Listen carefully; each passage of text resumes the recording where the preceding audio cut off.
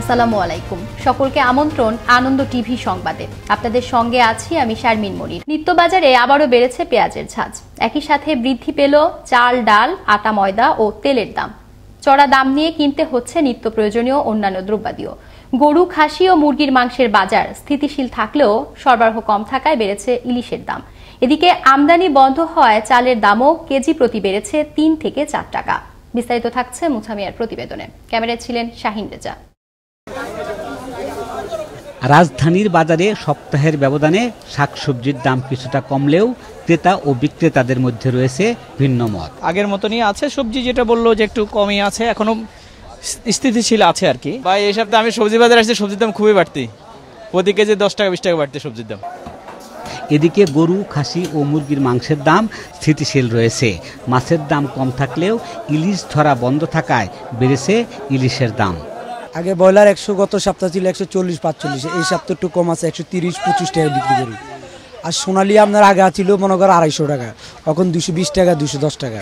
এমনিতে দেখা যাচ্ছে যে আমরা লেয়ার মুরগি এগুলা প্রায় 300 টাকার উপরে কিনতে হয়েছে, আজকে হলো যে আমরা 200 টাকা দিয়ে নিয়েছি। সব মাছের দাম আগের মতোই আছে, ইলিশ মাছের দামটা মোটামুটি একটু বেশি। নর্মাল যে কোনো সপ্তাহে অন্য শনি থেকে বৃহস্পতিবারের থেকে শুক্রবার নর্মালি কারণ বাজারের দাম একটু বেশি থাকে, এটা এদের স্বভাব চরিত্র আর কি।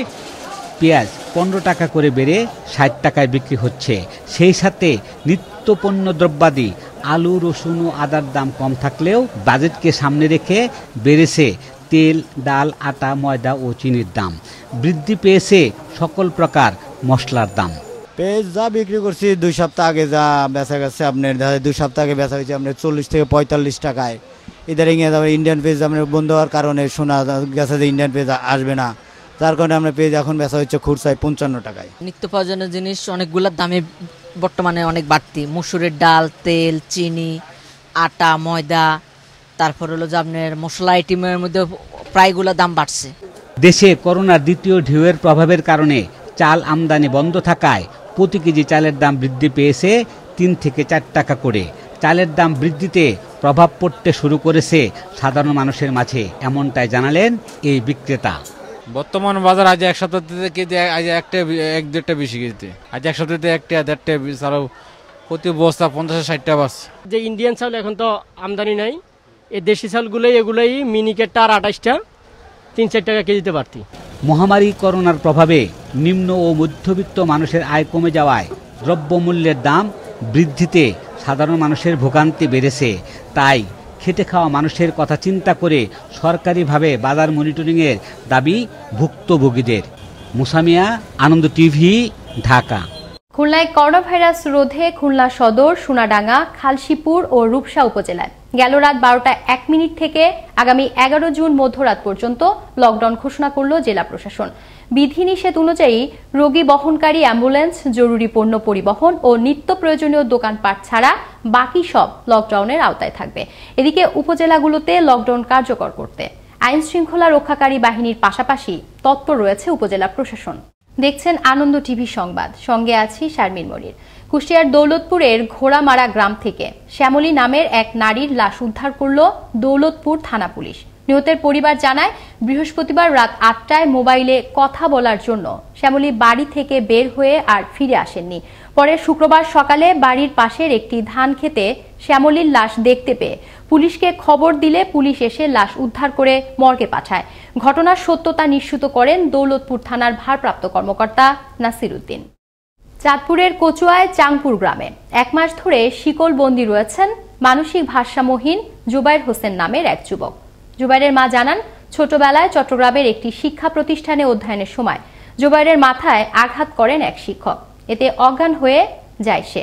চিকিৎসা পরবর্তী কয়েক বছর ভালো থাকলেও গেল 1 মাস ধরে জুবাইর মানসিক ভারসাম্য হারিয়ে ফেলে। অর্থাভাবে উন্নত চিকিৎসা করাতে না পেরে শঙ্কায় দিন কাটছে পরিবারটির। জামালপুরের ইসলামপুরে বিদ্যুৎপৃষ্ট হয়ে মৃত্যু হল চাচা ও ভাতিজার। শুক্রবার সকালে উপজেলার মোহাম্মদপুর বাজার এলাকায় এ দুর্ঘটনা ঘটে। প্রত্যক্ষদর্শীরা জানান, চাচা রিপন আকন্দ তার দোকানের হালখাতার জন্য মাইক বাঁধতে গেলে পাশে থাকা 11,000 ভোল্টেজের বিদ্যুতের সংস্পর্শে এলে তার গায়ে আগুন ধরে যায়। এতে ঘটনাস্থলেই তার মৃত্যু হয়। এ ঘটনায় ভাতিজা আলিফ হোসেন দোকানের বিদ্যুৎ সংযোগ বন্ধ করতে মেইন সুইচ স্পর্শ করলে সেও বিদ্যুতায়িত হয়ে মারা যায়। এ ঘটনায় এলাকায় বিরাজ করছে শোকের ছায়া। গেল রাত 3:15টায় ঢাকা ময়মনসিংহ মহাসড়কে ভালুকায় হাজির বাজার এলাকায় দাঁড়িয়ে থাকা একটি বাসকে দ্রুতগামী একটি ট্রাক ধাক্কা দিলে ঘটনাস্থলে একজন ও ময়মনসিংহ হাসপাতালে পাঠানো হলে অপর একজনের মৃত্যু হয়। পরে ভালুকা ফায়ার সার্ভিস নিহতদের উদ্ধার করে ভরাডোবা হাইওয়ে পুলিশের কাছে হস্তান্তর করে। এবার আবহাওয়া সংবাদ।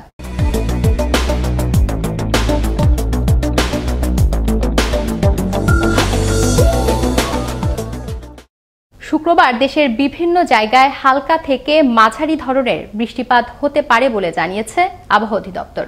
শুক্রবার সকাল থেকে পরবর্তী 24 ঘন্টার পূর্বাভাসে এ তথ্য জানানো হয়। এতে বলা হয় ময়মনসিংহ ও সিলেট বিভাগের অনেক জায়গায়, ঢাকা, চট্টগ্রাম ও বরিশাল বিভাগের কিছু কিছু জায়গায় এবং রাজশাহী, রংপুর ও খুলনা বিভাগের 2-1 জায়গায় অস্থায়ীভাবে দমকা হাওয়াসহ হালকা থেকে মাঝারি ধরনের বৃষ্টি বা বজ্রবৃষ্টি হতে পারে। সেই সঙ্গে দেশের কোথাও কোথাও মাঝারি ধরনের ভারী বৃষ্টি হতে পারে বলেও জানানো হয়। এই ছিল এখনকার মতো। আনন্দ টিভি সংবাদ দেখুন প্রতিদিন বিকেল 5:30 এবং রাত 9:30 আনন্দ টিভির সঙ্গে থাকার জন্য সকলকে ধন্যবাদ।